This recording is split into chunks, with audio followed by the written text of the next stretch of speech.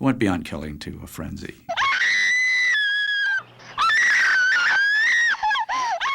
Put out their eyes, never let them work again in the movie industry were things that I recall. Wider. Don't move. I went into theaters in New York City, and there were kids throwing up. Throwing up.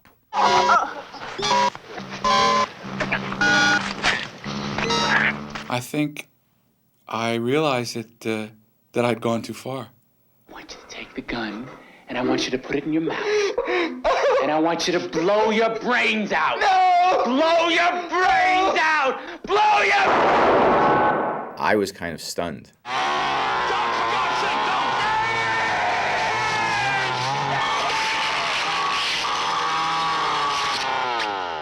I think it touched many, many nerves. It broke many, many boundaries. It completely threw good taste and propriety and probably ethics and morality out the window. To avoid fainting, keep repeating. It's only a movie. Only a movie. Only a movie. Only a movie. Only a movie. Only a movie. It rests on 13 acres of earth over the very center of hell.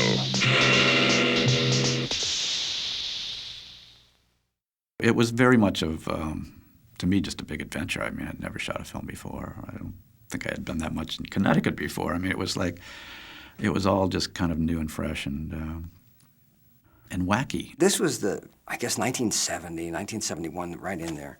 And we were at a point in time where anything seemed possible. You didn't have to work inside of the system. And Wes and I were two guys that really didn't even know how to make movies, but we're going to try to figure out how to do it outside the system. We were in this great building.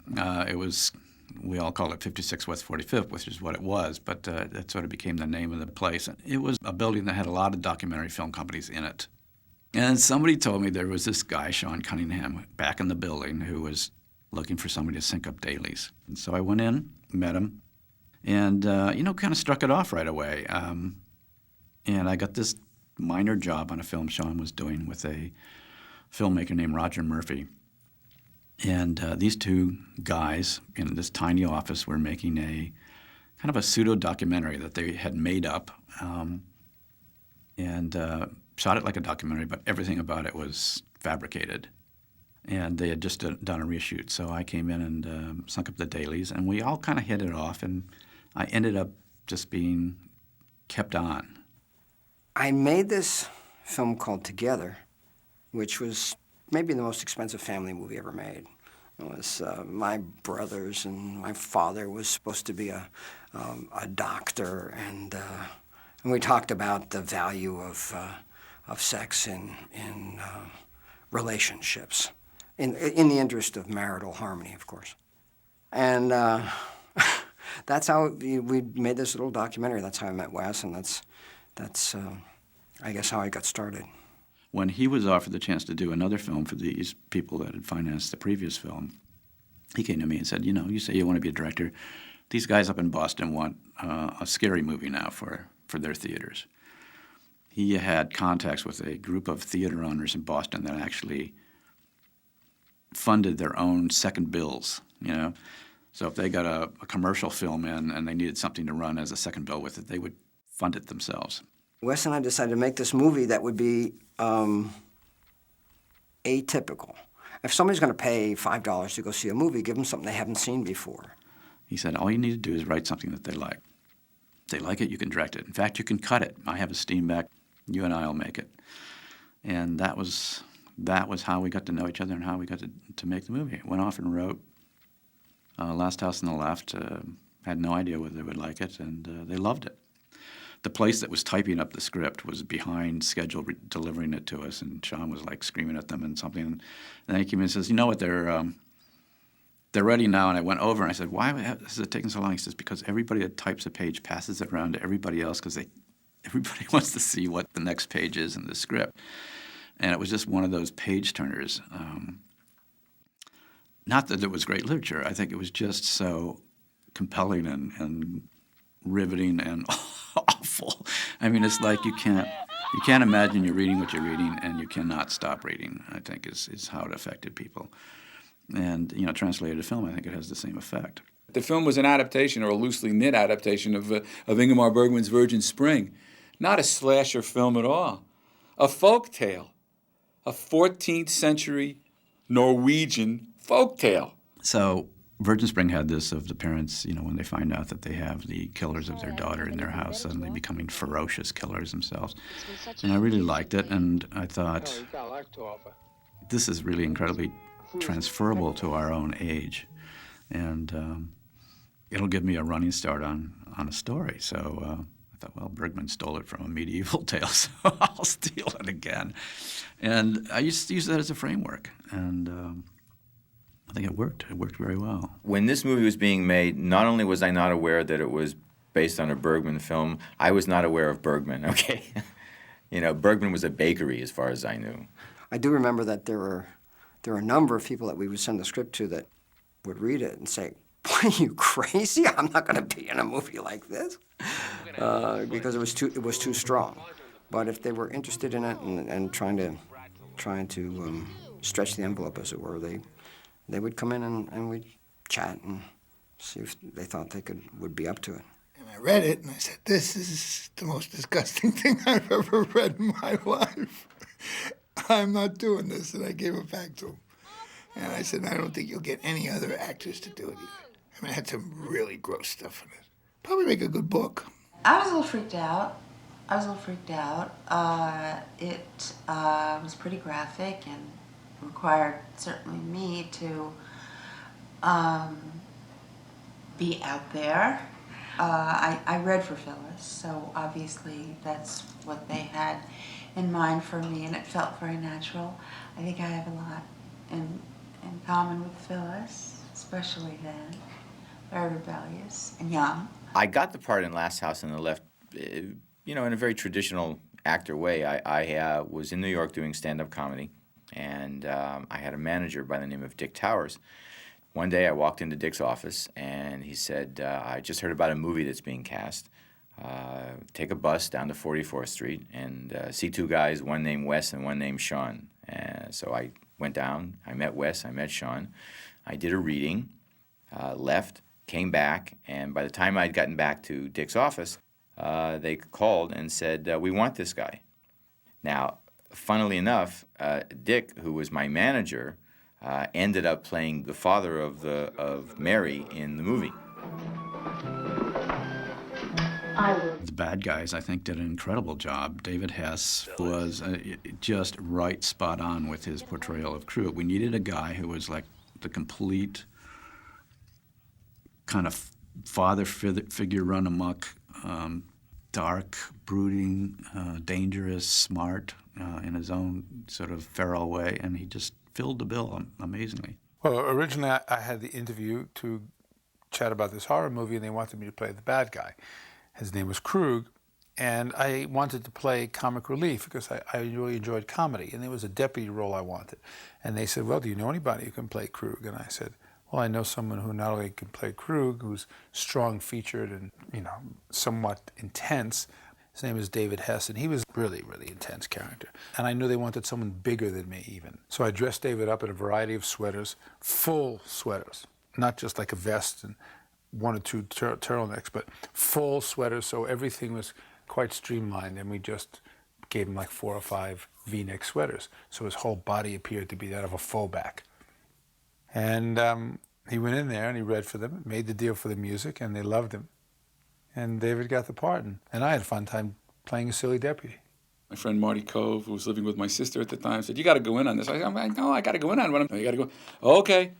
So I went in there, and it was hot and sticky, and they drove me down in this station wagon with the windows open, and it was 90 degrees, and Marty thought I wasn't big enough. I don't know why, but I listened to him. And I was a raving maniac by the time I got to the office, sweat pouring off me, screaming at people, and I was the guy they were looking for. And that's the way I got the role. So. And then Weasel, who is, exactly what his name implies, a sort of sharp, ferret-like character that can't be a leader but nudges the leader in the right way sometimes. just brought it out in a really chilling way. That is, to me, has a lot of reality and truth to it. Sadie was great, Jeremy, and even Marc, playing Junior, probably about 10 years too old for the role, but I mean, he had this sense of vulnerability that just made it all work. So I think at the level of the core cast, it really, really worked terrifically well. To the extent that Wes and I had any experience in film, it was all documentary stuff. So we never thought of going to get truck loads of lights and big cameras. If it couldn't fit in the back of a station wagon, we didn't need it. It was really a catch-as-catch-can kind of on-the-run guerrilla filmmaking. It's only a movie. Only a movie.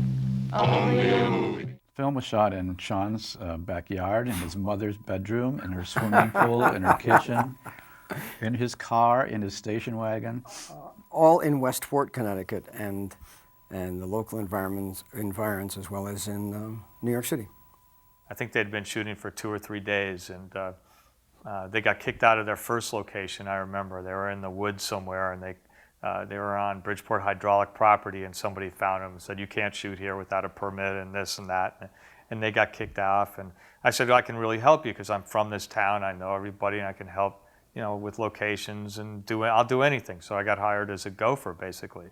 I remember reading the script. It was originally called Night of Vengeance, and that was a title page on the script. And I had never read a script before. I had no idea what they were supposed to be like or about. And I remember being kind of confused by the whole thing. And it had some really odd descriptions of what was going on. But I told Wes I liked it and everything, and I did. I mean, it was kind of, you could follow the story and all, but I just was slightly confused. But I do remember that title page, A Night of Vengeance.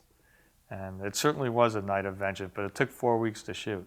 It was very communal. We lived together. We as a cast and crew were living in Sean Cunningham's house in Westport, Connecticut. So we became a very close-knit family in a way that you do when you live with people. We were all kind of like novices, and in that there was an innocence. There was a kind of a juvenile innocence about us, and we all kind of just grooved. We got along. We just had fun. It was like a camp. It was like being at camp.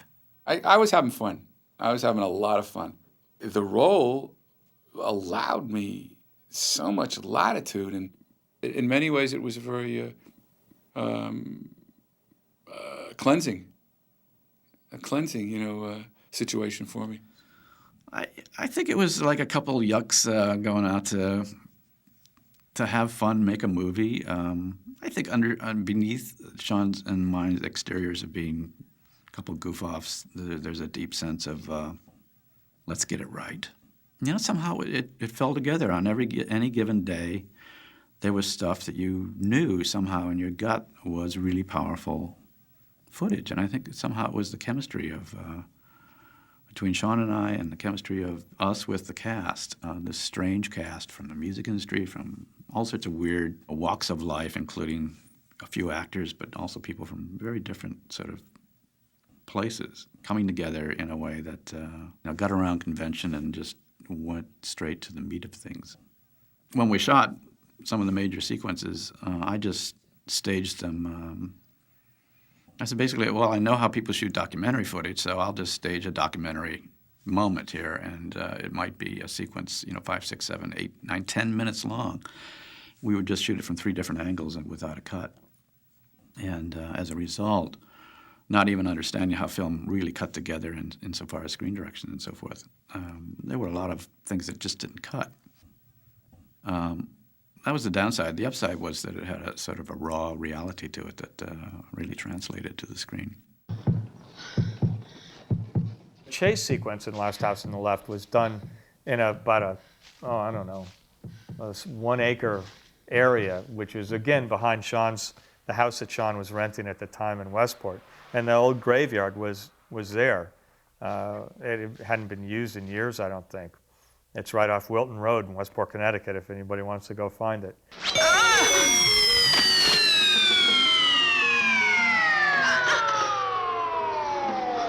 Quick, kill that bitch. The jump that you get when he pops out with that machete is just a huge horror film moment. And I think, we all learned from that one.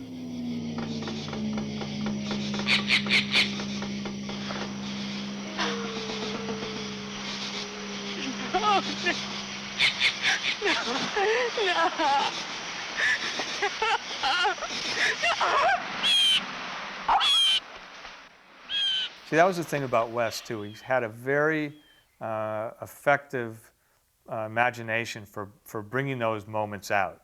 And he was always, I didn't understand what he was doing at the time when we were shooting that. But then when I saw it cut together, I saw how effective that whole sequence was. There was a scene when he comes up behind me and stabs me. And having never been in a movie, I had no idea how these things were done. And as it turns out, they take a little baggie and they put in hero syrup and red dye number 2. That bag filled with that combination of things got taped to my back under that blue shirt I wore. And when he comes up behind me, he has to puncture that bag so that the blood runs. And there had to be a lot of trust. And there was, because I felt that he really knew what he was doing, and he assured me that he did. And once I get into it, it was great. Sandra Peabody did a great job. She really put herself out there, and she was a very sweet girl who was not some worldly wise, starlet, and we put her through hell. I'd known Sandra for maybe 3-4 years. We had the same agent. We met. We'd gone on auditions together for different parts, different jobs. I had gotten her work. But for some reason, she took method acting to another limit. She was scared to death of us this entire movie.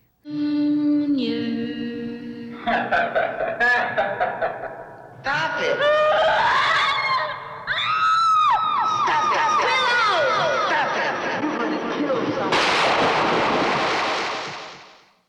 And I remember Sandra being terribly freaked out about having to walk into that pond. But she did it. She was a real trooper. And it was actually, as I recall, an effective scene for her death. She was supposed to be in shock or something as she was walking into the pond. And she just did it and took a long shower afterwards, as I recall. The scene where Junior killed himself actually wasn't in the original version of the script, or even in the drafts that the later drafts. What happened was Wes and Sean knew where they were going with the picture, and I couldn't be around. It just wouldn't make any sense. They couldn't have me alive. David and I kind of worked out, with Wes what we would do and how it would work. And as often happens, you get into something and, we were just standing there and he was yelling at me and I was crying and he just started screaming, blow your brains out, and you know what happened?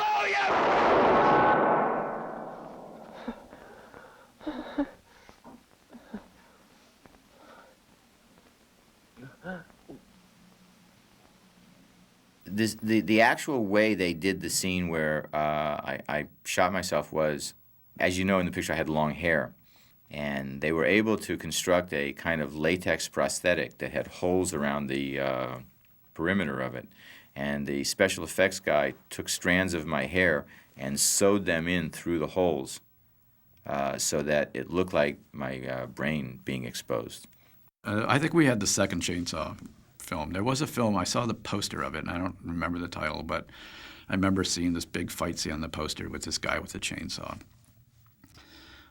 But I wanted to have the scene since the father of the victim was a doctor. I thought it'd be terrific to have a scalpel used.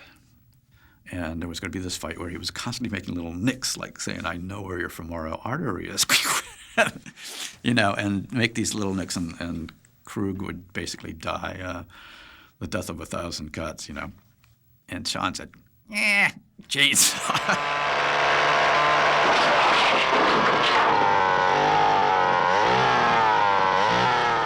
We would be arrested peremptory immediately been thrown in jail for the way we filmed that scene. I mean, Krug was in socks on a polished wood floor, and we had actors running around with a live chainsaw and hovering over each other. It was completely, completely crazy.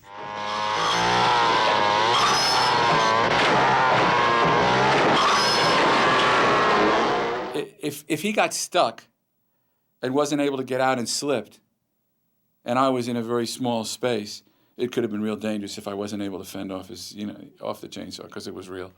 Another interesting thing about that scene, I believe, Steve Miner, who has since become a director in his own right, at that time was a college kid who had informed us of this house. I believe that he and some buddies were living in it as college students.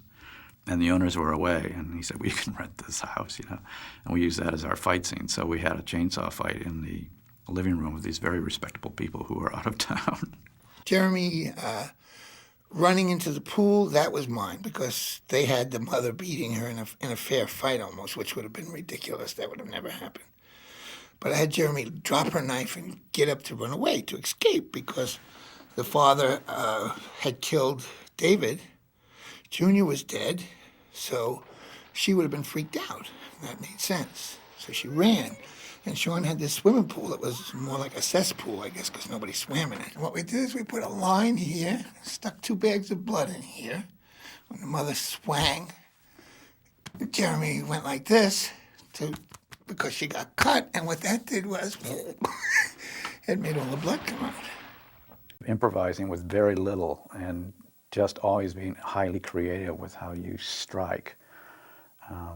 Always struck me is that what you have to do in a film like this, where you have virtually no budget, you're limited to a very small cast.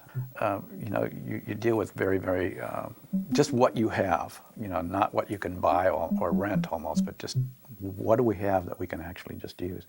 And one of the results of that is you end up with something that has a strange effectiveness to it because it's so pared down to the essentials. You can't afford any sort of frills, So you end up with this sort of kind of arrow point of a film that's very penetrating. It's only a movie. Only a movie. Only a movie. These were in the days when you would take a title and you would do a bunch of artwork and do a poster, and then you might even try it out in 1 or 2 theaters and see if anybody comes and how they respond to the title. And they tested out Krug and Company, and then finally the one that I thought was really going to do it was going to be called Sex Crime of the Century. I said, well, that sounds really important. I mean, everybody likes sex, and everybody likes crime, and this is not just a sex crime, but this is big time. And nobody came. I mean, just nobody came. I remember going to a drive-in theater with Sean, someplace, I think in Connecticut, and being very excited. And then as soon as we got there, being disappointed that there weren't cars lined up around the block.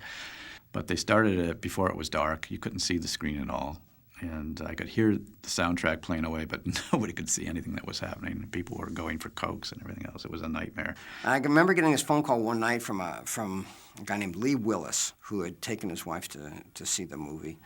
And he was an advertising guy that worked for our friends in Boston. And he said, I got an idea for a title, new title, called Last House on the Left. I'm saying, what? What are you talking? Last House on the Left has nothing to do with anything. He says, I don't know. I said, I like the L, and I like the sound of something on the left. Sounds kind of strange and sinister. And I said, all right, well, what we've been doing didn't work. And he also built into that ad the little log line, to avoid fainting, remember, it's only a movie. It's only a movie. And I think that as much as the title Last House on the Left, that little thing, it's only a movie, it's only a movie, got people's attention. And they tried it out, and suddenly people were lined up around the block. And to this day, I don't understand why one, not the other, but it just was magic. I remember distinctly the call from Sean saying something to the effect of, Wes, you sitting down? And I said, well, why? And he says, they're lined up around the block. Hallmark plastered the New York City transit system with the subways with the one sheet. So David, unfortunately, couldn't go anywhere because his face was up as this horrific person in this horrific movie. And wherever he was, he'd walk onto a subway, and people would like move away from him. You know, like iron shavings and the magnet, like the polarizing the away thing. Okay, well, people would see him and they immediately get scared. Sean and Wes gave me the chance to really do something that was, you know, that was creative, and I thank them for that to this day. They also boxed me in to a situation where everybody looks at me as some kind of psychotic. I mean, people used to run away from me on the streets of New York when they had the posters up, in the subways and things like that, because they really thought I would do them damage. It was this weird combination of financial success and these very frightening stories of people fainting or having heart attacks or getting in fistfights or attacking the projection booth or, you know, theater managers hacking the prints to bits in moral fury. You know? When the film opened, there was a certain delight that we had, that we were in real movie theaters, and people were taking this adventure that Wes and I had embarked on seriously. And so that there was a whole bunch of delight in getting away with our naughty adventure. People either loved it, a few, or hated it and thought it was something vile and, you know, from the devil. Because it's the first movie that ever did this, that ever did the violence like this. No one had ever done this. One of the things I always ask myself when I set off to do a film is, have I seen it before? I could not say that about Last House on the Left. Never seen a film like it before, probably not since. Will people talk about it at school, at the lunch table, or around the office water cooler? Yeah. And does it get down to something primal? Yep. For our culture, in some way, there needs to be this sort of bête noire, this black sheep film that just goes down to the nastiness of what's, you know, behind a lot of what happens, and just pull it out into the air and let it be seen, let it be discussed, let it be declaimed, but get it out there. I think it's crazy. What's crazy? All that blood and violence. I thought you were supposed to be the love generation.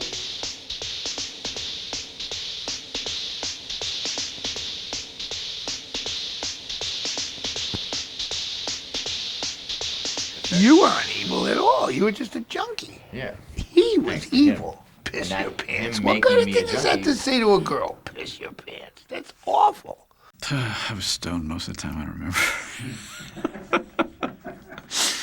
Whose throat did they cut? Jeremy's throat, yeah, and she had to fall backwards into this scum-ridden swimming pool. I just remember being so glad I didn't have to do that.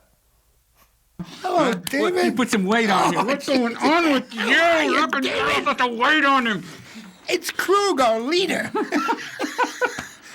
are you, kid? Good, man.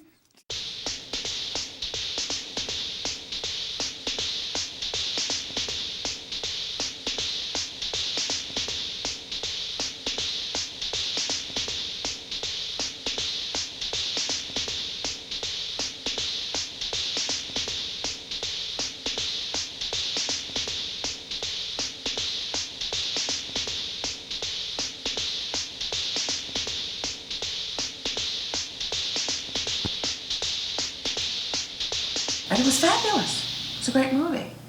It was a great movie.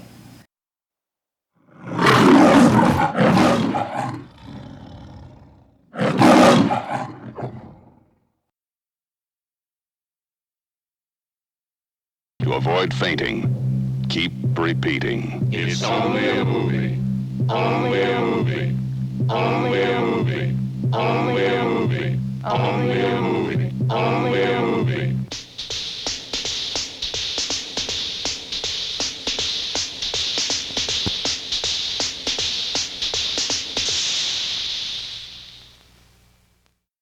I think the interesting thing was, to me, I was blissfully unaware of anybody ever having any right to say anything about what we were doing in the room. You know, basically it was Sean and I had been making this film almost a year by that time, and suddenly Sean's saying there's these people, they want to make changes, and saying, well, fuck them, you know. It's like, no, they have a legal right to make us do things. Like, what? You know, it was just, at the times, you know, we're all growing our hair long and saying screw you to the government and everything else, and suddenly there's some phantom group off there in Hollywood. You know, we were New Yorkers. Come here.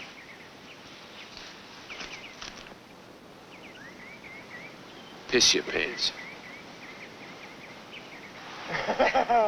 Piss your pants. I said piss your pants. You sick mother.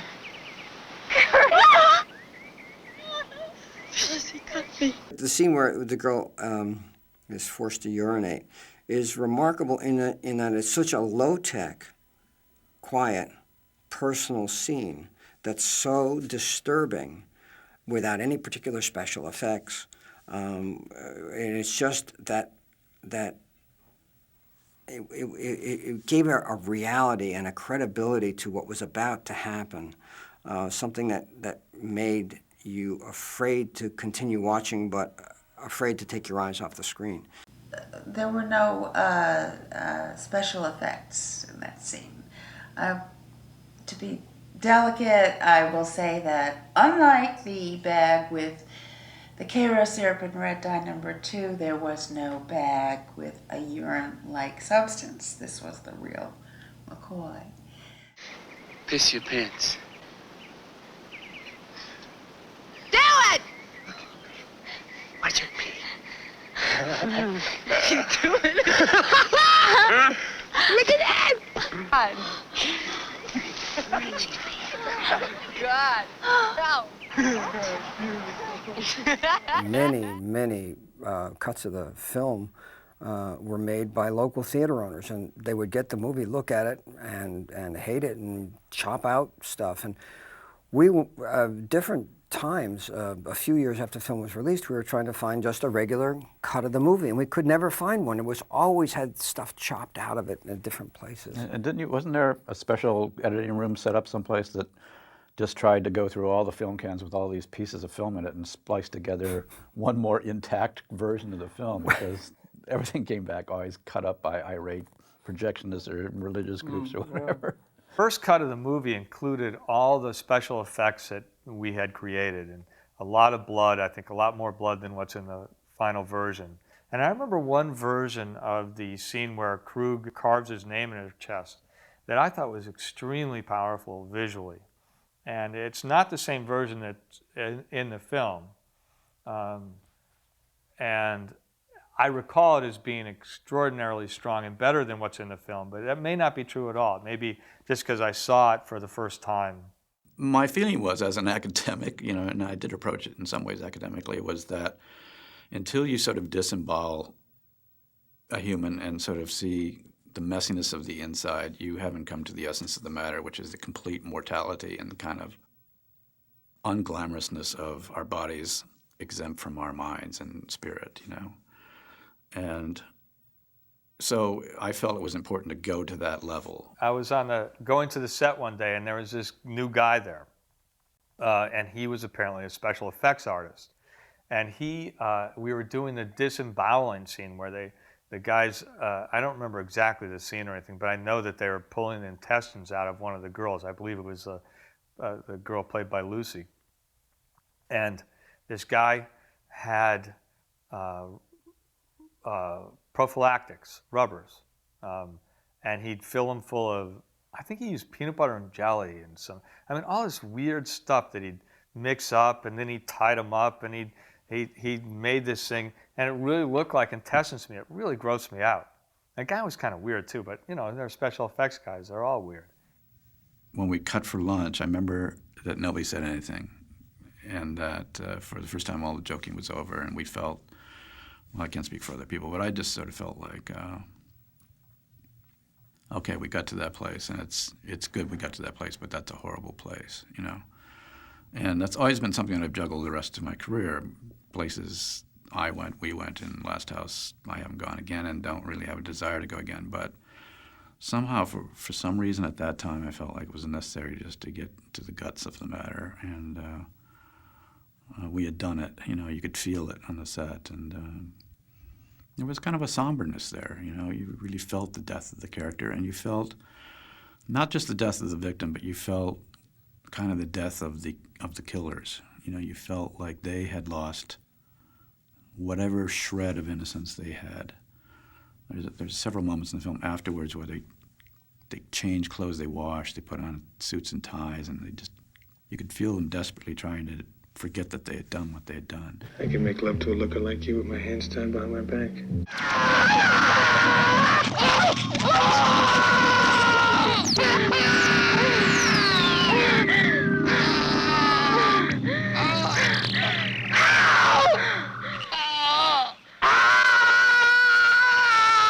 Again, I wanted to get some kind of realism in there, and the realism would be her shaking her head. And if she didn't have something in her mouth, it wouldn't have worked. You would have seen it.